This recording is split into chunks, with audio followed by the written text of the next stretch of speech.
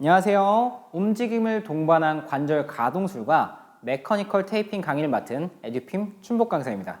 먼저 수강해 주신 여러분들께 정말 감사드리고요. 이번 강의는 절대 후회하지 않으실 거라고 저는 확신해요. 왜냐하면 관절을 움직이는 게 사실 수련 과정이 굉장히 길고 수련을 해도 어려운 부분이 굉장히 많거든요.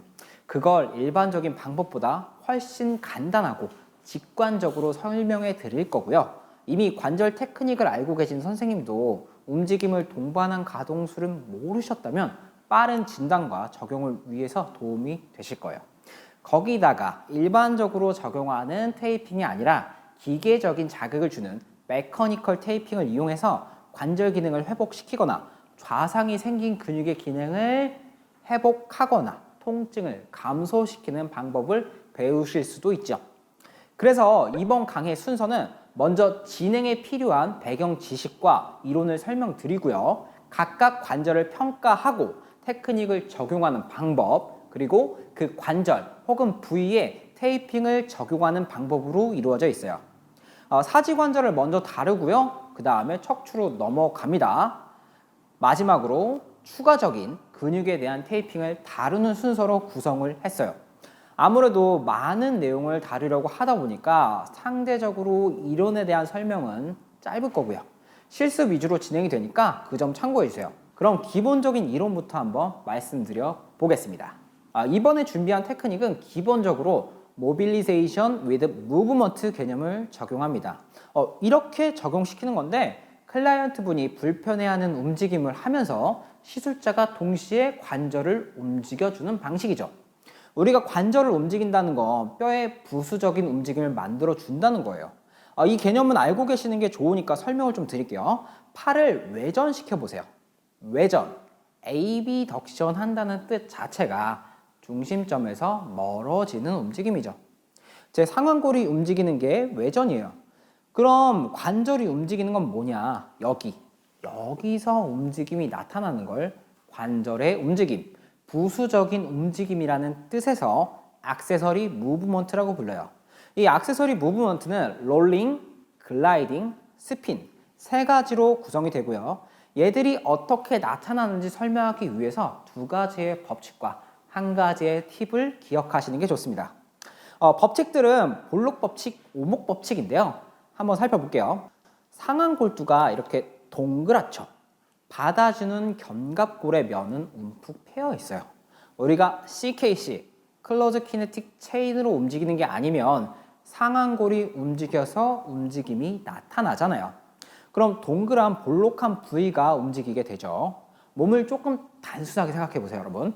고정된 여기서 팔이 벌어지려면 이 볼록한 부분은 외전인이 되는 방향으로 굴러가야겠죠. 이걸 액세서리 무브먼트 중에 굴러간다는 뜻의 굴림, 롤링이라고 해요. 근데 여러분 생각해 보세요. 제 주먹을 상완골두라고 생각하시고 관절에서 이렇게 굴러가면 위로 툭 부딪히게 되죠. 그래서 관절이 탈선하는 걸 방지하려고 롤링이 될 때 반대쪽으로 미끄러지게 됩니다. 그걸 미끄러진다고 표현하는데요. 바로 두 번째 움직임인 미끄러진다는 뜻의 글라이딩입니다. 슬라이딩이라고도 하죠. 볼록한 부분이 움직일 때만 롤링과 글라이딩이 반대로 일어나는 거예요. 조금 이해가 안 가실 수도 있어서 한 가지 예를 더 들어드리면 우리가 운전을 하다가 또랑이 차가 빠졌어요. 그때 우리가 아무리 엑셀을 밟아도 앞으로 나아가지가 않죠. 바퀴는 계속 굴러가고 있는데 굴러가는 롤링을 하는데 전진은 안 돼요. 왜? 반대쪽으로 미끄러짐, 글라이딩 되고 있으니까요. 관절 주위는 관절 주머니가 싸고 있어서 뭐 탈출을 하거나 하진 않겠지만 당연히 조금씩 튀어나오면서 다른 조직을 건드리면 염증이 생길 수가 있겠죠. 아까처럼 어깨를 예로 들면 아래로 미끄러지지 않으면 이 좁은 견갑하 영역에 서브 아크로미얼 플레이스에 힘줄이 끄는 어깨 충돌 증후군이 생길 수도 있어요. 그래서 볼록한 부분이 움직일 때는 롤링과 글라이딩이 반대로 일어나는 볼록 법칙이라는 게 형성이 되는 거고요. 오목한 부분이 움직이는 대표적으로 무릎이라든지 발꿈치, 손가락 같은 관절들은 롤링과 글라이딩이 같은 방향으로 일어나요. 그걸 오목 법칙이라고 하는 거고요. 원래 법칙은 이 두 가지인데 척추 때문에 한 가지만 더 짚으려고 해요. 척추는 사실상 평면 관절인데요. 이렇게 누워 있어요.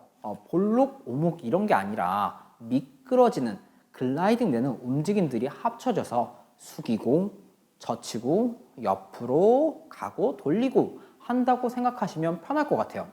척추 관절은 그래서 관절 면에 대한 이해가 필수적이죠. 전통적인 조인트 테크닉들은 이 법칙을 완전히 따라갑니다. 팔 외전이 안 된다. 그럼 팔이 위로 굴러가니까 미끄러진 방향이 아래죠. 이렇게 눌러줘요. 손가락이 안 구부러진다. 그러면 손가락 끝은 관절면이 오목하거든요. 그럼 오목 법칙이니까 이렇게 아래로 내려줘야 하는 거겠죠.